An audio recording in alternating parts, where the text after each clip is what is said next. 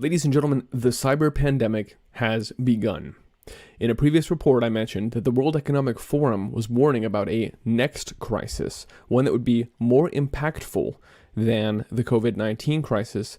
And of course, Klaus Schwab himself detailed, "We all know, but still pay insufficient attention to the frightening scenario of a comprehensive cyber attack, which would bring to a complete halt to the power supply, transportation, hospital services, our society as a whole.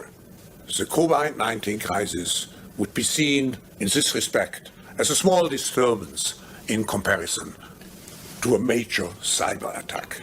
Yes, a small disturbance indeed, Klaus. What a madman.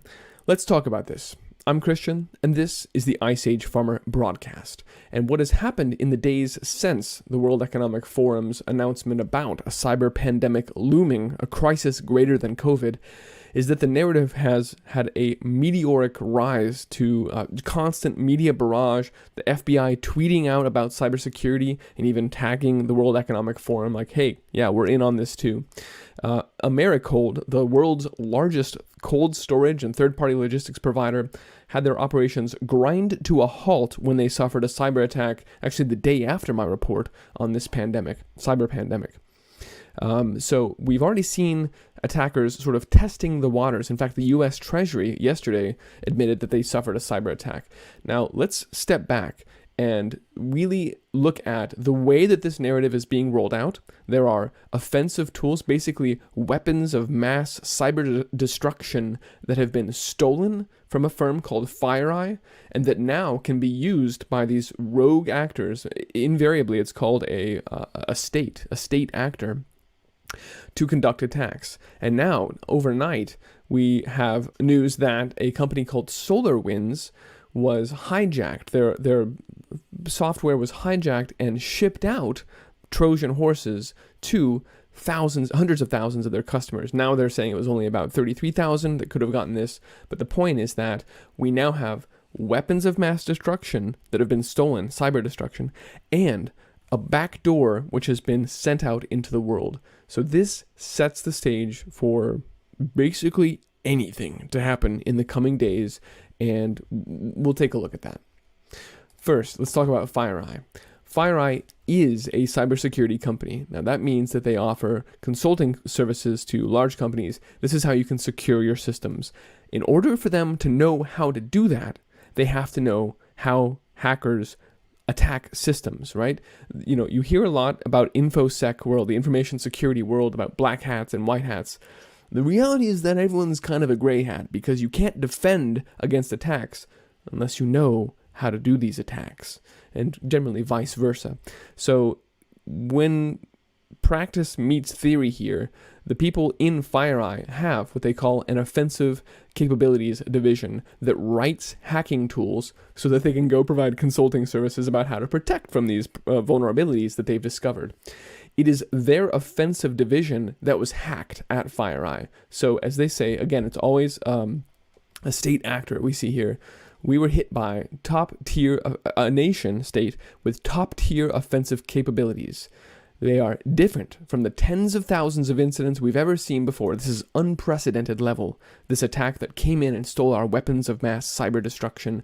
They have world-class capabilities. They used a novel combination of techniques. We've never seen it before. No one ever has. And this is what we do. This is all we do, is look and investigate cyber attacks. So when we see something completely new, this is interesting to us, to the world, in fact. Someone has been waiting for this day, waiting to launch this cyber pandemic, and it's been launched now. So whoever this is, this person that holds all the cards, that seems to know how everything worked with unprecedented novel tools, hacks into a cybersecurity consultant, FireEye, steals their weapons of mass cyber destruction. So that's already, now this superpower hacker has an incredible array of fresh tools at their disposal. So offensively, they've armed up. Now, what about the defenses? What's going on that side? Again, the SolarWinds hack that was just talked about yesterday for the first time indicates that months ago, in March, a state actor hacked into SolarWinds, implanted within their software, which is an IT monitoring software suite. They just write software that everyone installs to keep an eye on their own systems. It's just like, here's how your computers are behaving today. They embedded a Trojan horse within SolarWinds monitoring systems that then, like automatic updates, it got shipped out to all their customers, and suddenly hundreds of thousands of SolarWinds customers have compromised systems because they've all installed this compromised version of the monitoring software, thinking that they were just getting a routine update.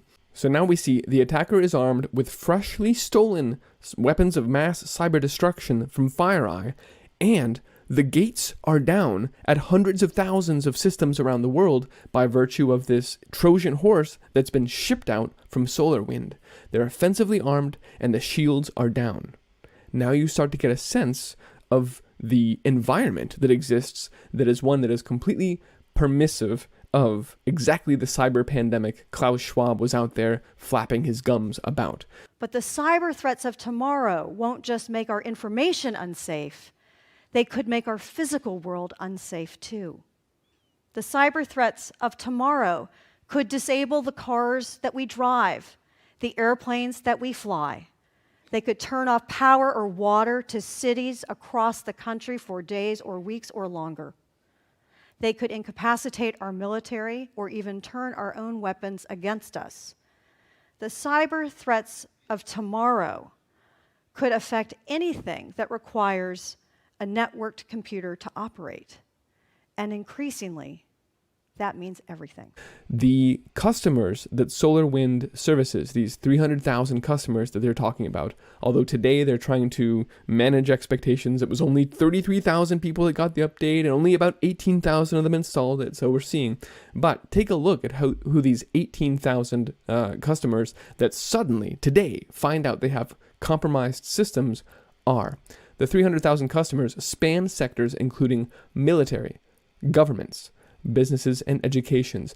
More than 425 of the Fortune 500 companies use SolarWinds monitoring software, which had a Trojan horse all of a sudden in it. So the world's biggest companies, by and large, have vulnerable systems as of today, as of right now, including the Pentagon, the State Department, NASA, NOAA, the NSA itself, the Postal Service, the DOJ, the Department of Justice, and the President of the United States. In addition, all 5 U.S. accounting firms and hundreds of universities and colleges around the world. Here's a little bit further look at these customers of SolarWinds who are today finding out that their systems have been compromised and are vulnerable right now. Ameritrade, AT&T, we see telecom groups, we see investment firms and banks, ING Direct, McDonald's, we definitely see the food companies and supply chains, as well as lots of government systems. This is basically, you can imagine that any one of these companies, all of Siemens, right, all of which have huge operations comprising systems that do any number of functions, including run nuclear power plants, keep the power grid up and running, supply logistics and equipment to hospitals. All of the things Klaus Schwab teased us about are now vulnerable because one of these companies can just turn a switch off and they have carte blanche to just blame, oh, it was a cyber attack. That's why the grid went down.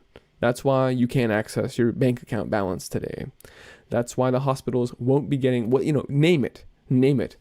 Whatever basically they want to do over the coming weeks, turn off municipal water supplies, they can do, and they have this excuse to justify it. And we have seen, as I said, we've seen them testing the waters thus far at Americold, which would shut down grocery stores, frozen food and grocery stores, virtually overnight. Those shelves would run empty. We've certainly seen them yesterday hack into the Department of the Treasury. Again, just sort of testing the waters to see where they can get in. But the combination of this freshly obtained chest of cyber weapons of mass destruction and all of these companies, nearly the entire Fortune 500, suddenly having vulnerable systems is a potent one. In fact, it's so potent that the U.S. Cybersecurity and Infrastructure Security Agency released yesterday, it's the first time they've invoked their emergency directives, saying that, hey, the fact that SolarWinds Orion monitoring product was compromised and was shipped out to all of these companies poses an unacceptable risk to the security of our federal networks. You now need to go immediately assess your exposure to this compromise and secure your networks against exploitation. In other words, if you had downloaded this Trojan horse in the SolarWinds monitoring software, you need to go right now and figure out if you've got a Trojan horse and patch it up, because this is an unacceptable situation. So I wanted to elucidate on these news reports a little bit, because while they tell you that FireEye was hacked and that SolarWind has a problem, they don't make it clear that weapons of mass destruction were stolen by cyber terrorists with unprecedented state-level abilities, and everyone's back door is wide freaking open right now. The stage is set for anything you can imagine in the coming weeks. Now, who would stand to benefit from this kind of stuff going on? Well, look no further than the World Economic Forum's Cyber Polygon tabletop exercise, the Event 201 of this cyber pandemic. Of course, it was sponsored by the likes of, beyond the World Economic Forum itself, by IBM and a bunch of other partners.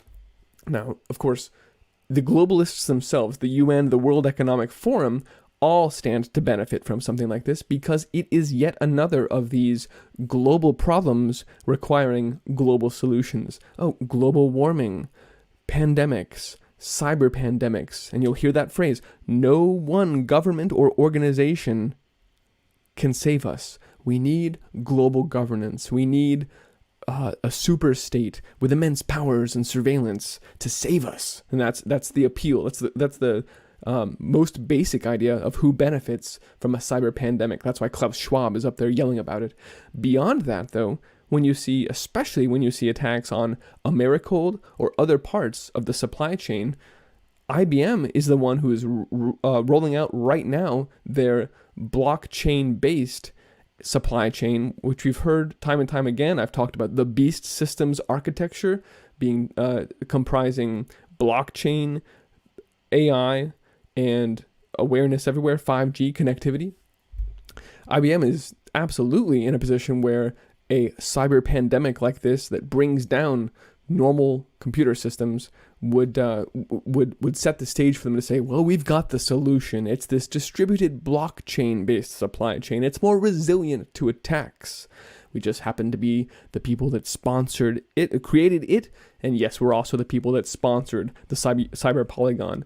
So globalists and globalism agenda, IBM, and other blockchain-based solutions for these kinds of problems.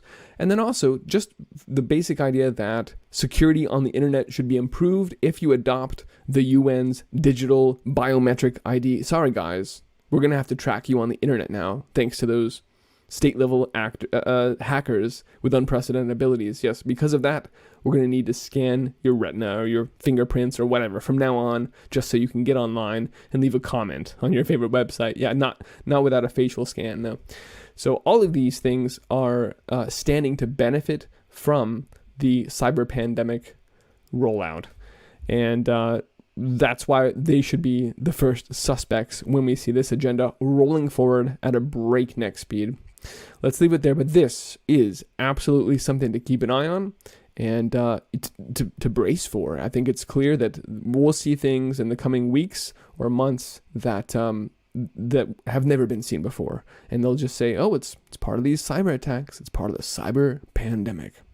Ladies and gentlemen, you can find this report and all my reports on iceagefarmer.com. If you value this information and this broadcast, help me keep it running. You can find a few ways of doing that at iceagefarmer.com/support.